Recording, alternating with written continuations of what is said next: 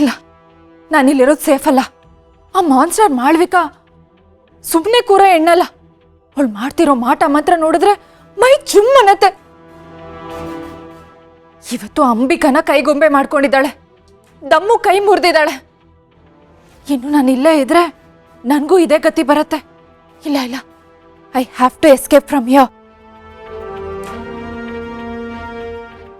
ನಾನು ಹೋಗ್ತೀನಿ ಅಂದ್ರೆ ಅವಳು ನನ್ನನ್ನು ಸುಮ್ಮನೆ ಬಿಡ್ತಾಳ? ನನಗೂ ಏನಾದರೂ ಮಂತ್ರ ಹಾಕ್ಬಿಟ್ರೆ, ಇಲ್ಲ ಅಂಬಿಕನ್ ಕೊಲೆ ಮಾಡ್ದಾಗೆ ನನ್ನ ಕೊಲೆನೂ ಮಾಡ್ಬಿಟ್ರೆ? ನೋ, ಅದಕ್ಕಿಂತ ಮುಂಚೆ ಈ ಸತ್ಯನ ಯಾರಿಗಾದ್ರೂ ಹೇಳಬೇಕು.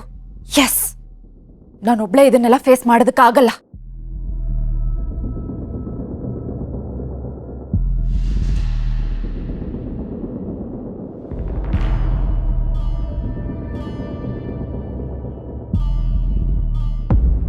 ಹೌದು, ಈ ವಿಷಯನ ದುರ್ಗಂಗೆ ಹೇಳಬೇಕು. ಅವಳಿಗೆ ಈ ಫ್ಯಾಮಿಲಿ ಅಂದ್ರೆ ಪ್ರಾಣ. ಹಿತಂಗೋಸ್ಕರ ಅವಳು ಏನ್ ಬೇಕಾದ್ರೂ ಮಾಡ್ತಾಳೆ. ಮಾಳ್ವಿಕಾ ಈಗೆಲ್ಲ ಮಾಡ್ತಿದ್ದಾಳೆ ಅಂತ ಹೇಳಿದ್ರೆ ಒಬ್ರಿಬ್ರು ಮಧ್ಯೆ ದೊಡ್ಡ ಯುದ್ಧನೇ ಶುರುವಾಗುತ್ತೆ. ಆಮೇಲೆ ನಾನು ಇಲ್ಲಿಂದ ಹೊರಟೋಗ್ತೀನಿ. ಮೊದಲು ಇಲ್ಲಿಂದ ಹೋದ್ರೆ ಸಾಕು, ಈ ಕಡೆ ತಿರ್ಗೂ ನೋಡಲ್ಲ. ನನ್ನ ಪ್ರಾಣ ಉಳಿಸ್ಕೋತೀನಿ.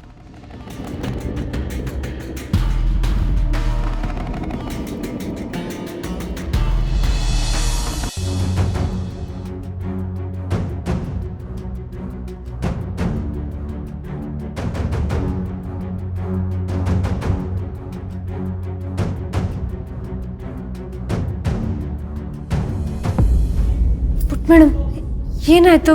ಯಾಕೆ ಹೊರಗೆ ನಿಂತಿದ್ಯಾ? ದುರ್ಗಾ ಟೀಚರು ನನ್ನ ಮಾತ್ರ ಕ್ಲಾಸಿಂದ ಹೊರಗೆ ಕಳಿಸಿದ್ರು. ಯಾಕೆ?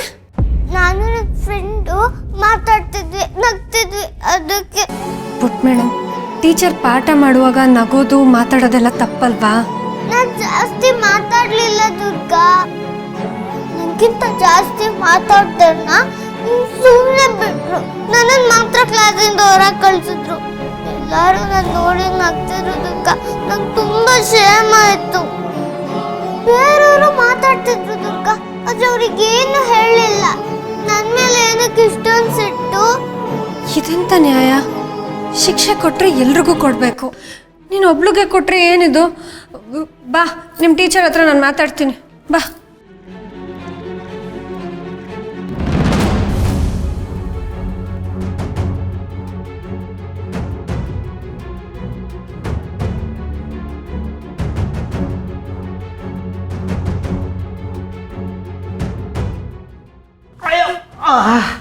ಅಯ್ಯೋ, ಹೆಲ್ಪ್ ಮೀ ಪ್ಲೀಸ್, ಕಾಪಾಡಿ. ಮಕ್ಕಳು, ನೀವೆಲ್ಲ ಆಚೆ ಹೋಗಿ, ಬೇಗ ಹೋಗಿ.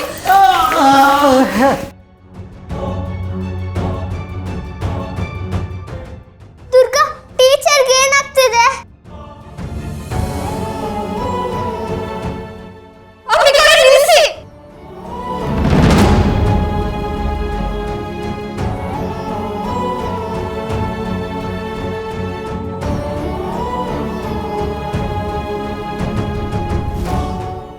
ಅಮ್ಮನ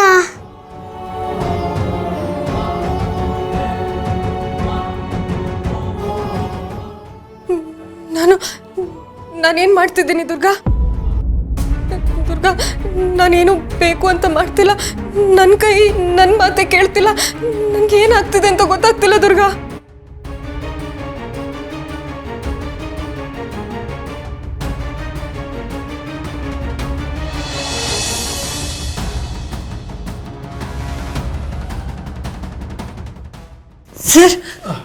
ಸರ್ ಎದ್ದೇಳಿ, ಮೇಲೆ ಕೂತ್ಕೊಳ್ಳಿ.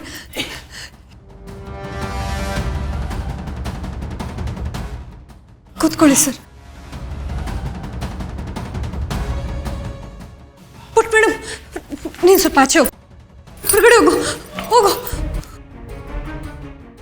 ನೀರು.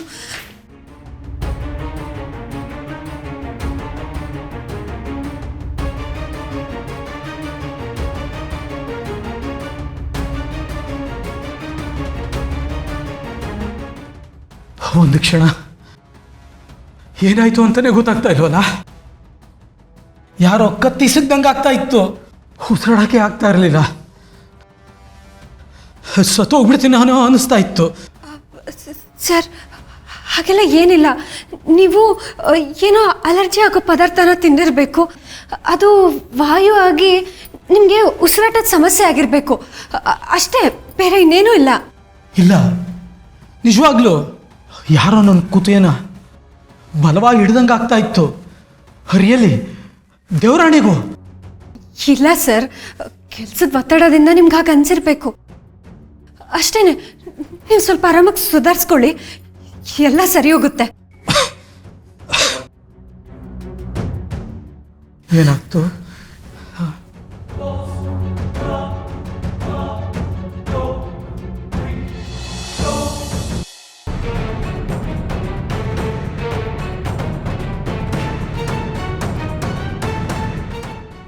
ಅಪ್ಪ, ಸಾರಿ ಅಪ್ಪ, ನನ್ನ ಕ್ಷಮಿಸ್ಬಿಡು.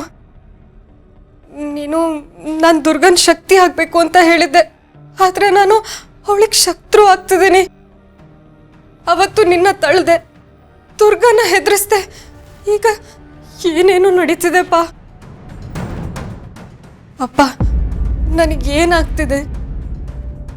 ದಿನದಿಂದ ದಿನಕ್ಕೆ ನಾನು ನನ್ನ ಮೇಲಿನ ಕಂಟ್ರೋಲ್ನ ಕಳ್ಕೊತಾ ಇದ್ದೀನಿ. ಈಗಂತೂ ನಾನೇ ಹೆದರ್ಕೊಳ್ಳುವಂಥ ಕೆಲಸಗಳನ್ನ ಮಾಡ್ತಾ ಇದ್ದೀನಿ. ಅಪ್ಪ, ಇವತ್ತು ದುರ್ಗಾ ಮತ್ತೆ ಹಿತನ ತುಂಬ ಹೆದರಿಸ್ಬಿಟ್ಟೆ. ಆ ಟೀಚರ್ನ ಕೊಂದೇ ಬಿಡ್ತಿದ್ನೋ ಏನೋ. ದುರ್ಗಾ ಏನಾದರೂ ಕೂಗಿರ್ಲಿಲ್ಲ ಅಂದಿದ್ರೆ ನಾನು ವಾಸ್ತವಕ್ಕೆ ಬರ್ತಿರ್ಲಿಲ್ವೇನೋ. ಆ ಟೀಚರ್ನ ನಿಜವಾಗ್ಲೂ ಕೊಂದು ಬಿಡ್ತಿದ್ದೆ. ಅವಾಗ ದುರ್ಗಾ ಕಣ್ಣಲ್ಲಿ, ಹಿತನ್ ಕಣ್ಣಲ್ಲಿ ನಾನು ಏನಾಗ್ತಿದ್ದೆಪ್ಪ? ಅಪ್ಪ, ನನ್ನ ಮೈ ಮೇಲೆ ಆ ಶಕ್ತಿ ಬಂದ ಕ್ಷಣದಲ್ಲಿ ನನ್ನವ್ರು ಯಾರು, ನನ್ನ ಶತ್ರುಗಳು ಯಾರು ನನಗೆ ಗೊತ್ತೇ ಆಗಲ್ಲ. ನಾನು ರಾಕ್ಷಸಿ ಆಗ್ಬಿಡ್ತೀನಿ. ಎಲ್ಲನೂ ಚೆನ್ನಾಗೇ ಇರತ್ತಪ್ಪ, ಆದರೆ ಇದ್ದಕ್ಕಿದ್ದ ಹಾಗೆ ನನ್ನ ಒಳಗಿರೋ ಆಕ್ರೋಶ ನನಗೆ ಗೊತ್ತಿಲ್ಲದೆ ಇರೋ ಹಾಗೆ ಹೊರಗೆ ಬಂದ್ಬಿಡತ್ತೆ. ಅದು ಹೇಗಪ್ಪ? ನಾನು ನಿಜವಾಗ್ಲೂ ಕೆಟ್ಟೋಳಾಗಿ ಬದಲಾಗ್ತಿದ್ದೀನ?